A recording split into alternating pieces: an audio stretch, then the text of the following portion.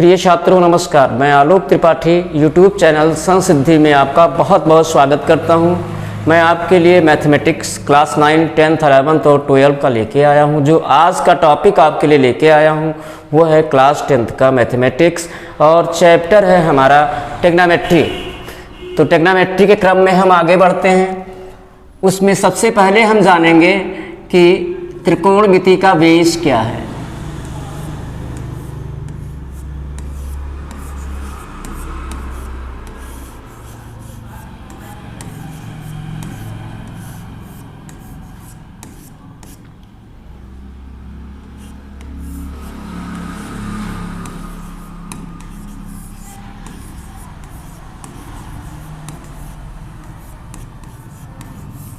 Trigonometry, तो पूरे trigonometry का बेस क्या है, उसका आधार क्या है? समकोण त्रिभुज।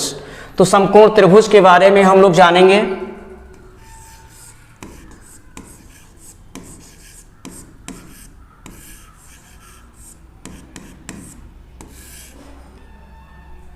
समकोण त्रिभुज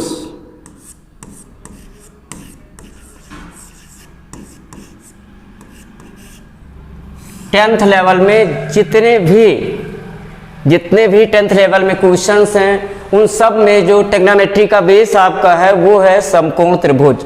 और किसी भी त्रिभुज में क्या होती हैं? 3 भुजाएं होती हैं और 3 अंतःकोण होते हैं, 3 बहिष्कोण होते हैं। तो हम लोग पहले समकोण त्रिभुज को डिफाइन करेंगे कि समकोण त्रिभुज क्या होता है।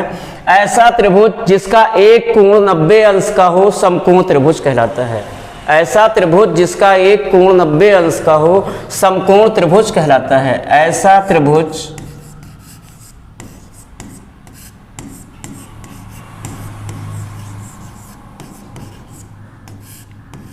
जिसका एक कोण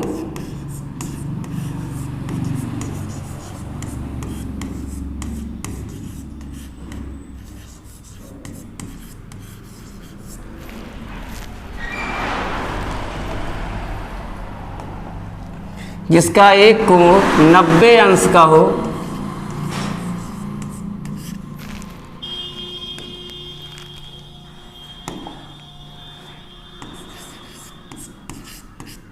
समकोण त्रिभुज कहलाता है।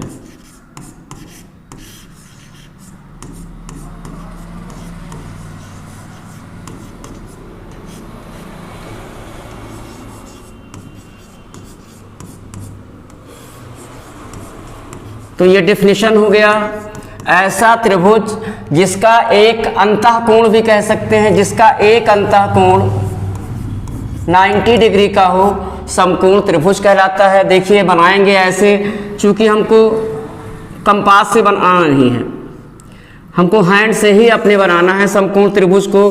तो एक ट्रायंगल बनाएंगे जिसमें 3 साइड हों और वहाँ हम 90 डिग्री का सिंबल दे देंगे तो ये समकोण त्रिभुज हो जाएगा। और इसका ये वाला एंगल यानी कौन सा एंगल? ABC अगर हमने लिखा इसको तो एंगल भी हमारा 90 डिग्री का हो जाएगा। तो ये समकोण त्रिभुज, ऐसा त्रिभुज जिसका एक अंतःकोण 90 डिग्री का हो उसे समकोण त्रिभुज कहते हैं। अब देखिए बच्चों, समकोण त्रिभुज ही एक ऐसा त्रिभुज है जिसके अपने तीनों भुजाओं के नाम हैं। एक का नाम लंब, एक का नाम आधार, एक का नाम कर्ण, यानी तीनों के अपने अलग अलग नाम हैं बच्चों। तो देखिए कैसे इन नामों को हम डिसाइड करते हैं कि कौन सी भुजा हमारी लंब है, कौन सी आधार है और कौन सी कर्ण है। तो उसके लिए देखिए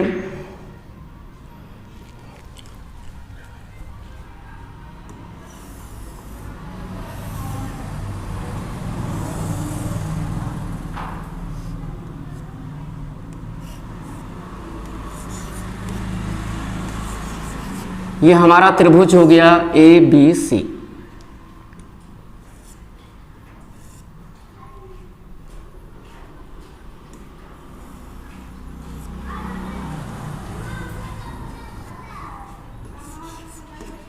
अब देखिए समकोण त्रिभुज में लंब कौन सा है, आधार कौन सा है, कर्ण कौन सा है। तो देखिए समकोण त्रिभुज में 90 अंश के सामने वाली भुजा कर्ण कहलाती है। तो कोण भी, अंतःकोण भी 90 अंश का है, इसके सामने की भुजा कौन सी है? AC। तो AC हमारी क्या होगी? कर्ण होगी।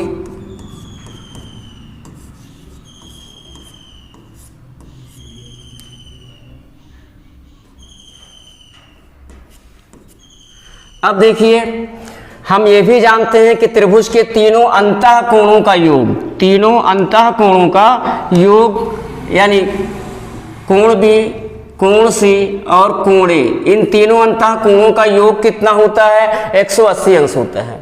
किसी भी त्रिभुज के तीनों अंतः कोणों का योगफल 180 अंश होता है। तो ये अकेला अगर 90 अंश का है कोण बी, तो कोण सी और कोण ए का योग भी 90 अंश ही होगा। देखिए त्रिभुज एबीसी में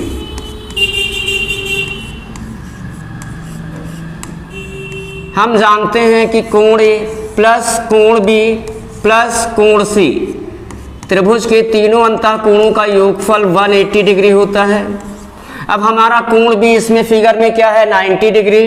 तो कोण A plus 90 degree plus angle C is equal to 180। बच्चों 90 को हम वहां भेज देते हैं तो क्या हो जाएगा? कोण ए प्लस कोण सी इज इक्वल टू 180 माइनस 90। 180 में से 90 माइनस करेंगे 90 हो जाएगा। और ये वैल्यू किसकी आई है? Angle A plus angle C की। कोण ए और कोण सी की वैल्यू 90 डिग्री आई है। तो देखिए अकेला 90 का है और इन दोनों का योग 90 है, इसका मतलब ये दोनों ही एंगल 90 से कम है। कौन कौन से?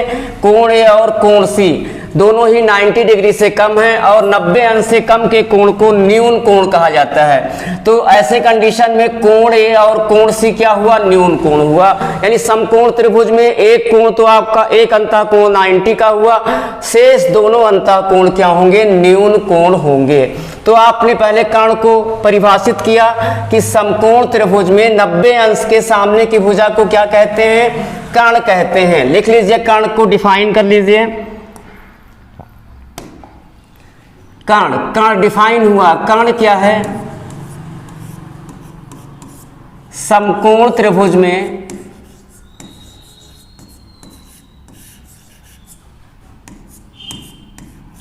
समकोण त्रिभुज में 90 अंश के सामने की भुजा को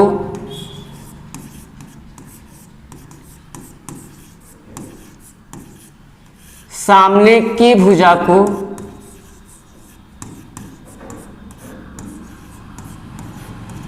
कर्ण कहते हैं।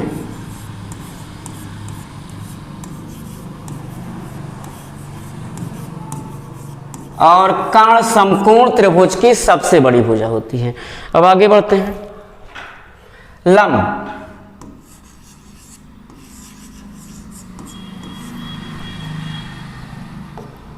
तो अभी अभी आप लोगों ने जाना कि कोण बी के अलावा जो दोनों कोण हैं, कोण ए और कोण सी, ये दोनों ही न्यून कोण हैं। तो लंब का डिफिनीशन न्यून कोण पे ही डिपेंड हो जाता है। समकोण त्रिभुज में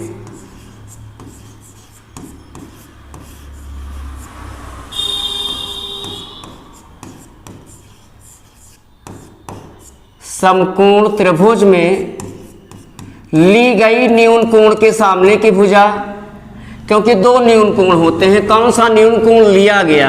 तो ली गई न्यून कोण के सामने की भुजा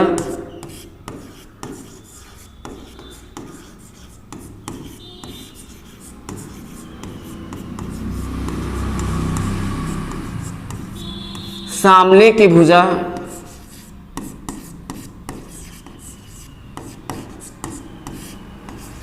लंब कहलाती है।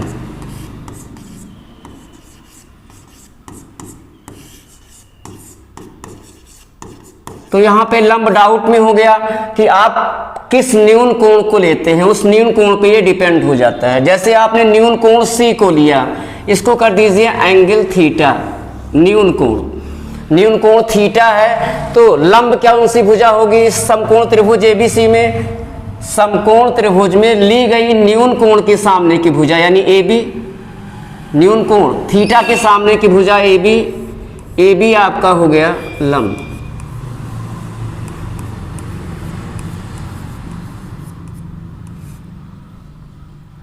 अब देखिए बची आपकी तीसरी भुजा।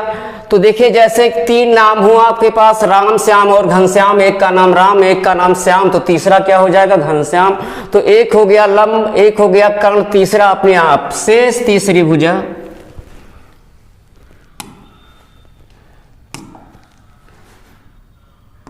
समकोण त्रिभुज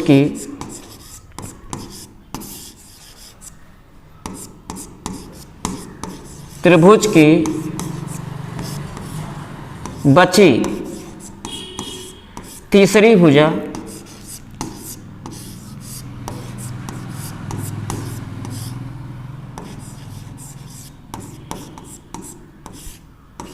आधार होगी या आधार कहलाती है।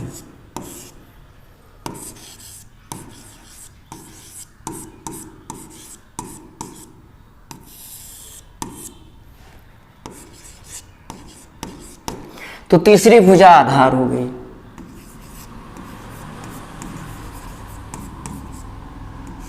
तो डिफिनेशन के अकॉर्डिंग कर्ण तो फिक्स हो गया। कर्ण अपने परिभाषा से क्या फिक्स हो गया, क्योंकि समकोण त्रिभुज में केवल एक कोण ही 90 अंश का होता है, बाकी दोनों न्यून कोण होते हैं। तो समकोण त्रिभुज में 90 अंश के सामने की भुजा कर्ण ये फिक्स हो गई।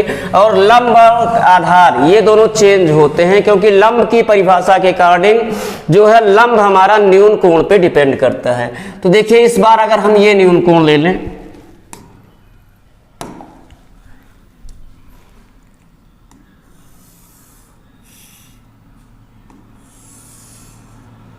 एंगल वही रहने दें, ए बी सी, एंगल भी हमारा 90 का है। और इस बार हम लोग इस न्यून कोण को ले रहे हैं, कोण ए वाले को। तो देखिए कर्ण कैसे डिफाइन है, 90 अंश के सामने वाली भुजा ए सी, ये कर्ण हो गई। और इस बार आपने कौन सा न्यून कोण लिया है, इस बार पिछले बार आपने इसको लिया था कोण सी को, इस बार आपने न्यून कोण ए को लिया और न्यून कोण थीटा कर दिया जाए। तो समकोण त्रिभुज में ली गई न्यून कोण के सामने की भुजा लंब, यानी बीसी हमारा लंब हो गया। और तीसरी भुजा आपकी ए बी आधार हो गई।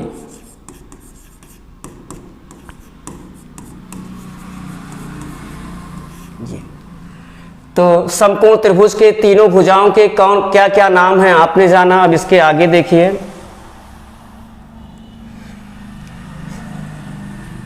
समकोण त्रिभुज में आपने पाइथागोरस का प्रमेय पढ़ा होगा पहले भी। आइए यहां जानते हैं, समकोण त्रिभुज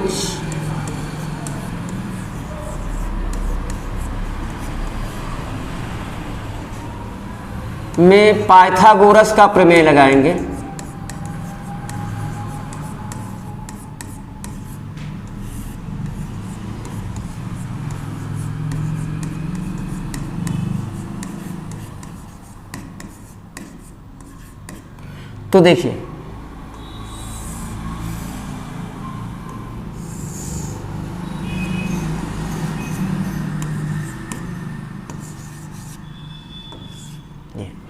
तो देखिए ये समकोण त्रिभुज आपका है, कोण भी 90 है, तो कोण बी के सामने वाली भुजा एसी आपकी कर्ण हो गई। अब पाइथागोरस के लिए आपको लंब और आधार एकदम एग्जैक्ट कोई जरूरी नहीं है मानना, क्योंकि इसका थ्योरम क्या है कि समकोण त्रिभुज में कर्ण का वर्ग अन्य दोनों भुजाओं के वर्गों के योग के बराबर होता है। तो कर्ण आपको पता होना चाहिए, 90 अंश के सामने की भुजा कर्ण। तो देखिए त्रिभुज एबीसी में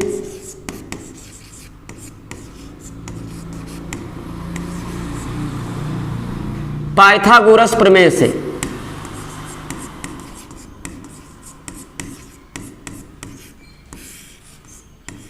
पाइथागोरस प्रमेय क्या है, कर्ण का वर्ग शेष दोनों भुजाओं के वर्ग के बराबर होता है, यानी कर्ण स्क्वायर इज इक्वल टू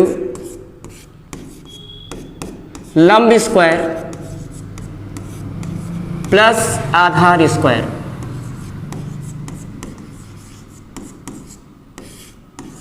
यानी अगर हम फिगर में जाएं तो क्या हो जाएगा, ए C square is equal to लंब हुआ ए बी स्क्वायर प्लस आधार हुआ बी सी स्क्वायर। या ये तो कर्ण निकालने के लिए डायरेक्ट ऐसे लिख देते हैं। वाई द वे हमें लंब निकालना हो या आधार में से कोई एक, तो हम इसको ऐसा भी सूत्र को कर देंगे, लंब स्क्वायर प्लस आधार स्क्वायर इज इक्वल टू कर्ण स्क्वायर। तो लंब और आधार कर्ण के अलावा अन्य दोनों भुजाएं हैं। तो पाइथागोरस का थ्योरम क्या है, कर्ण का वर्ग अन्य दोनों भुजाओं के वर्गों के योग के बराबर होता है। तो किसी को लंब ले लेते हैं ए बी, कर्ण को छोड़कर ए बी स्क्वायर प्लस आधार B C square is equal to A C square. तो ऐसा कर लेने से लंब या आधार निकालना हो तो आपके लिए ज़्यादा सुविधाजनक हो जाता है। तो ये फार्मूला आप लोग कॉपी कीजिए, स्क्रीनशॉट ले लीजिए इसका।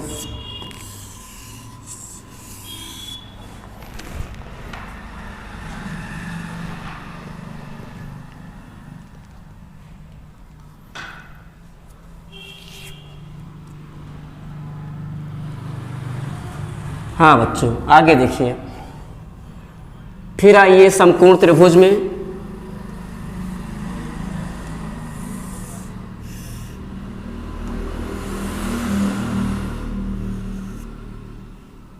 ए बी सी, ये त्रिभुज ए बी सी है। अभी तो ये समकोण त्रिभुज नहीं है क्योंकि इसका एंगल 90 डिग्री कोई नहीं है, तो यहाँ 90 का सिंबल बना दीजिए। ये आपका समकोण त्रिभुज हो गया, कोण भी 90 हो गया, अंतः कोण भी। तो इसके सामने वाली भुजा AC क्या हो गई, कर्ण हो गई। और हमने कोण C, न्यून कोण C को लिया है।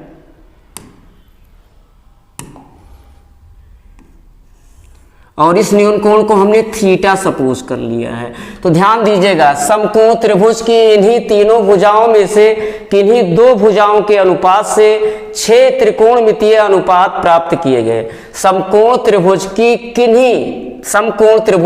तीनों भुजाओं में से किन्हीं दो भुजाओं के अनुपात से 6 त्रिकोणमितीय अनुपात प्राप्त किए गए, जो क्रमशः ये न्यून कोण आपका थीटा है, उसके लिए sine theta, cos theta, tan theta, यह न्यून कोण के लिए है, सी के लिए tan theta, cot theta, sec theta और कोसेक थीटा। तो जैसे ही हम ट्रिग्नोमेट्री में एंट्री मारते हैं, हमारा लंब, कर्ण और आधार डिसाइड हो जाना चाहिए, कौन सी भुजा हमारी लंब है और कौन सी आधार है। कर्ण तो फिक्स। तो देखिए बच्चों, आपने कौन सा न्यून कोण लिया है, सी, यही थीटा है आपका। तो इसके सामने वाली भुजा ए बी, ये लंब हुई,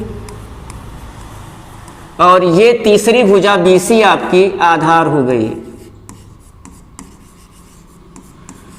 अब देखिए किन दो भुजाओं के अनुपात से 6 त्रिकोणमितीय अनुपात प्राप्त हुए। उन भुजाओं का अनुपात देखिए, ये आपको याद करना है, बहुत इंपॉर्टेंट है, इससे आपकी पहली एक्सरसाइज पूरी लग जाएगी। तो देखिए, इसके लिए एक आप फ्लो चार्ट बना लीजिए।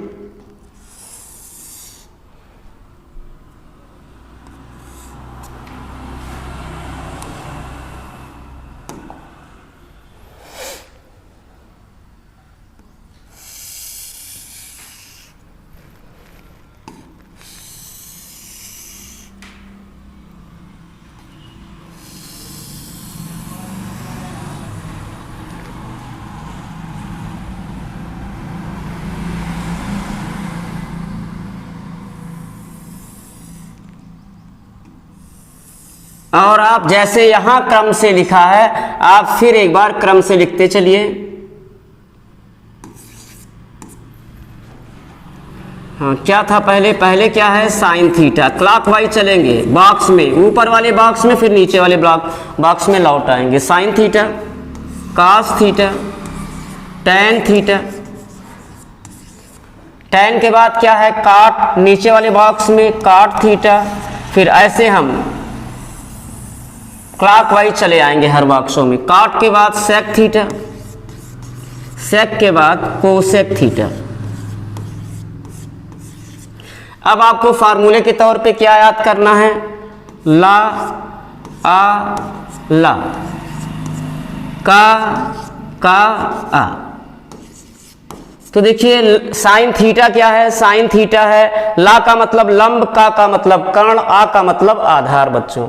तो देखिए, साइन थीटा क्या होगा, लंब बटे कर्ण, कास थीटा क्या होगा, आधार बटे कर्ण, टैन थीटा क्या होगा, लंब बटे आधार, काट थीटा, नीचे से आइए, आधार बटे लंब, सेक थीटा कर्ण बटे आधार, और कोसेक थीटा कर्ण बटे लंब। तो आइए इनको लिखते हैं।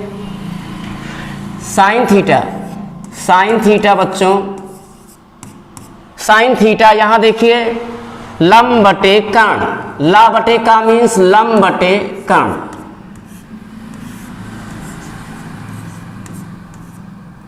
जी अब cos थीटा, cos थीटा, अच्छा हाँ लंब बटे कर्ण, जब आपने डिसाइड ही कर लिया है फिगर में तो उनका नाम भी दे दो। लंब का नाम है बच्चों ए बी, अपान कर्ण क्या है ए सी, और cos थीटा होता है देखिए फ्लो चार्ट में आ बटे का, यानी आधार बटे कर्ण। तो आधार आपका है बच्चों फिगर से BC, अपान कर्ण क्या है वही आपका AC। अब आइए tan थीटा पे, tan थीटा क्या है लंब बटे आधार, tan थीटा लंब बटे आधार,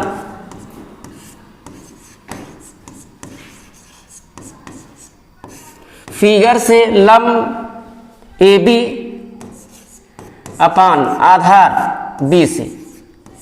tan के बाद आइए नीचे वाले बॉक्स में आइए cot थीटा, अब नीचे से पढ़ेंगे आधार बटे लंब,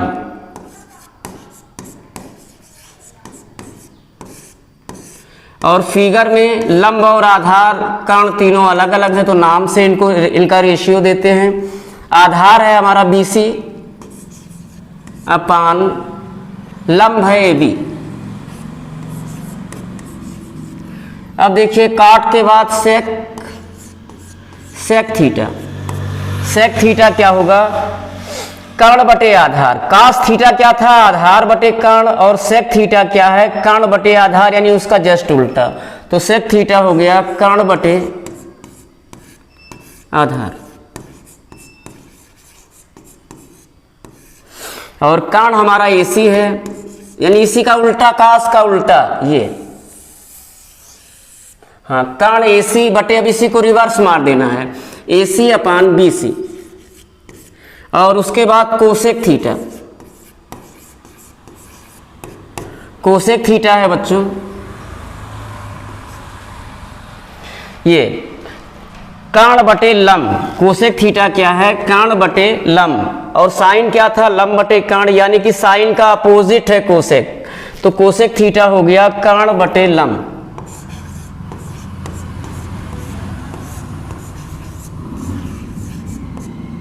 कर्ण हमारा है बच्चों AC, फिगर से AC अपान लंब है AB। तो इसका स्क्रीनशॉट लीजिए।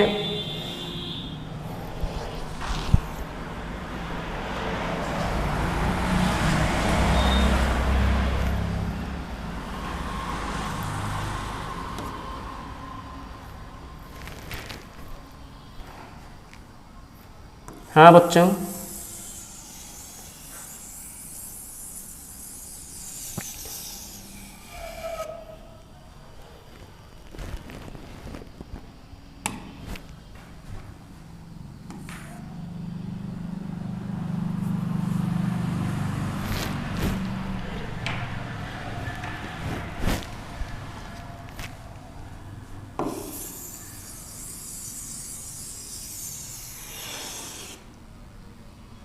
हाँ बच्चों आइए अब देखिए, इसी से हम जानेंगे व्युत्क्रम संबंध यानी रिवर्स रिलेशन। व्युत्क्रम संबंध,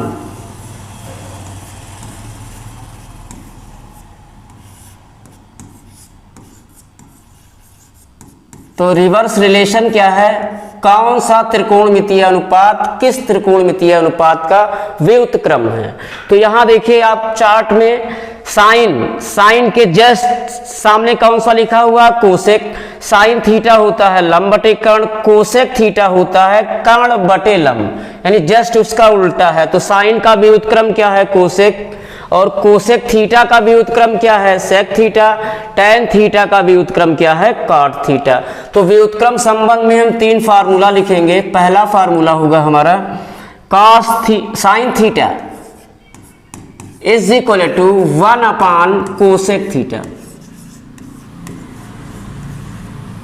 और सेकेंड कास थीटा किसका भी उत्क्रम है? सेक थीटा का। कास है आधार बटे कर्ण, सेक है कर्ण बटे आधार। तो कास थीटा क्या हो जाएगा? 1 सेक थीटा, 1 सेक थीटा। अब देखिए तीसरा tan थीटा, व्युत्क्रम संबंध से क्या है? tan किसका उल्टा है? cot का। तो tan theta is equal to हो जाएगा 1 cot थीटा। ऐसे आप चाहें तो अगला 3 भी लिख सकते हैं। चौथा cot थीटा। अब cot किसका भी व्युत्क्रम है? फ्लो चार्ट में दिख रहा है tan का, तो 1 tan थीटा। और पांचवा सेक थीटा। सेक थीटा किसका भी व्युत्क्रम है? कास का है, तो सेक थीटा को हम क्या लिखेंगे? 1 कास थीटा। और ऐसे ही छठवां नंबर है कोसेक थीटा। हाँ, टेबल में देखिए चार्ट में कोसेक किसका भी व्युत्क्रम है? साइन का। तो कोसेक थीटा की वैल्यू क्या हो जाएगी? 1 साइन थीटा। ये बच्चों आपको लर्न करना है। और ये चार्ट, ये दोनों मेन मोटिव आपका इन्हीं दोनों से है, और इसी पे आपकी पहली एक्सरसाइज पूरी लग जाएगी बच्चों। तो आज के लिए इतना ही। उम्मीद करता हूं कि इसको आप जो है ध्यान से पढ़ लेंगे और अपने दिमाग में सेट कर लेंगे। पहली एक्सरसाइज बहुत ही इजी वे में आपका लग जाएगा, बहुत ही आसान है ट्रिग्नोमेट्री। तो धन्यवाद बच्चों।